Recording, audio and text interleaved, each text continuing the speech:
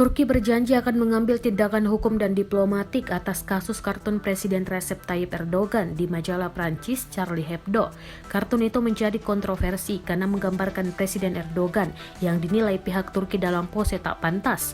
Dalam kartun itu, Erdogan digambarkan sedang mengangkat gaun seorang wanita berkerudung seperti diberitakan BBC pada Rabu 28 Oktober 2020.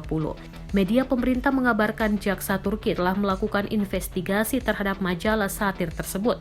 Sebelumnya, juru bicara kepresidenan Turki, Fahrettin Altun, menulis di Twitter bahwa pihaknya mengutuk Charlie Hebdo sebagaimana dilansir dari Kompas.com dari Anadolu agensi pada Rabu 28 Oktober 2020. Menurut Altun, karikatur tersebut menunjukkan produk dari lingkungan budaya, xenofobia, Islamofobia, dan intoleran yang tampaknya diinginkan oleh kepemimpinan Prancis.